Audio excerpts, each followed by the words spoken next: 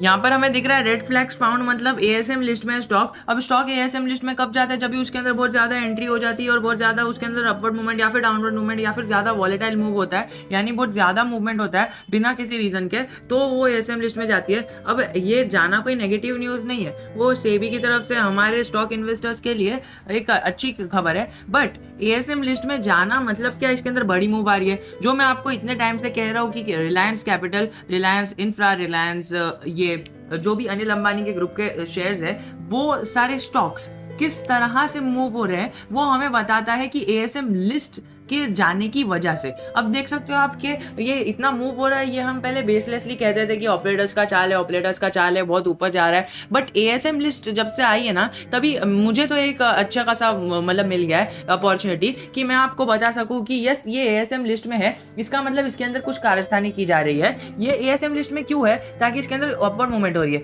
Movement देख रहे हो आप, जिसने ना यहाँ पर ये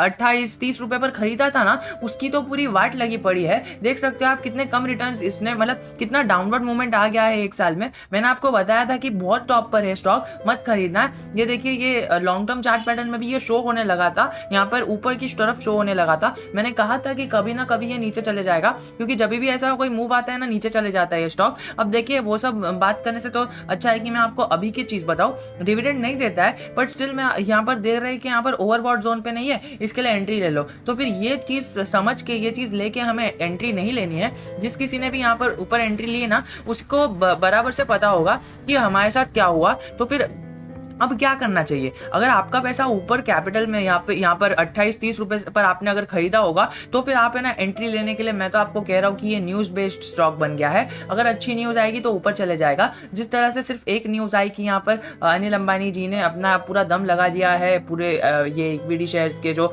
डेट को कम करने के लिए, तो फिर ऑपरेटर्स ने ये न्यूज देखी और ऑपरेटर्स ने क्या किया, अच्छी बल्क में बाइंग कर ली। क्योंकि उन्हें पता था कि जो रिटेल इन्वेस्टर्स है ना, वो ये न्यूज देख के है ना, उन्हें लगेगा, एक आशा की उम्मीद आएगी और वो है ना एवरेज आउट करना चालू कर देंगे अगर ऊपर से लिया है उन्होंने, या फिर वो लोग है ना इसके अंदर माल खरीदने लग जाएंगे। और जैसे ही स्टॉक ऊपर जाएगा ऑपरेटर्स के बाइंग की वजह से, तो वो लोग क्या करेंगे, ऑपरेटर्स जितना ऊपर जाएगा फिर बाद में सेल करके निकल जाएंगे। मैं मानता हूँ कि ये सारी चीज़ें हैं, बट अगर आप देखो तो यहाँ पर इनके पास है ना कई सारे मतलब केसेस भी चल रहे हैं जो हमने पिछले वीडियोस में डिस्कस किए थे, यहाँ पर पूरे इसके अंदर लिखा हुआ है। बट अगर आप यहाँ पर कॉन्स में देखो ना, तो यहाँ पर लाइबिलिटीज़ है इतनी 4200 करोड़ की, और आप देख सकते हो प्रमोटर की होल्डिंग 51% से डिक्रीज हो चुकी है।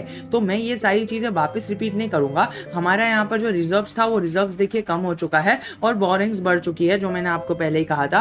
बट ये हटाने के लिए वो जो न्यूज़ आज आ रही थी उसकी वजह से स्टॉक ऊपर गया है, लगातार लोअर सर्किट लगाता हुआ ये स्टॉक। अब हमें इसके अंदर एंट्री तो नहीं लेनी है। जो भी फ्रेश एंट्री के लिहाज से स्टॉक में आया है ना मेरे वीडियो पे, मैं आपको कहना चाहूँगा कि मैंने आपको कहा है कि इसके अंदर एंट्री मत लो, बाकी आपका पैसा है, आपकी कंपनी है। और अगर आप देख सकते हो कि वीक परफॉर्मर है, रेवेन्यू और प्रॉफिट इसका गिर रहा है, बुक वैल्यू इसकी जो है वो डिटोरिएट हो रही है, नेट प्रॉफिट गिर रहा है जो एनुअली नेट प्रॉफिट 2 ईयर्स से, और इसका फाइनेंशियल्स कम है और इसका जो रेवेन्यू है वो कम हो रहा है, इसकी डेट हाई है और डेट हाई होने के साथ साथ बढ़े भी जा रही है। यहाँ पर जो न्यूज़ेस आ रही है कि हम डेट को कम करेंगे वो मैं मानता हूँ, लेकिन यहाँ पर हमें डेट बढ़ते हुए दिख रही है ना, और इसका जो रेवेन्यू और प्रॉफिट है उसके अंदर डी ग्रोथ हो रहा है। और यहाँ पर D growth by credit rating agency, मतलब इनके पास जो भी क्रेडिट है ना, मतलब जिधर से भी उधार लिया है उनके ऊपर जो इंटरेस्ट है ना, वो इंटरेस्ट वो लोग बढ़ाए जा रहे हैं, क्योंकि इन्हें लग रहा है कि यहाँ पर लोन ये नहीं पे कर पाएंगे, इसीलिए वो लोग इंटरेस्ट बढ़ाए जा रहे हैं। ऑडिटर का रेजिग्नेशन हो गया है यहाँ पर, और रिजल्ट जो निफ्टी 50 का है ना,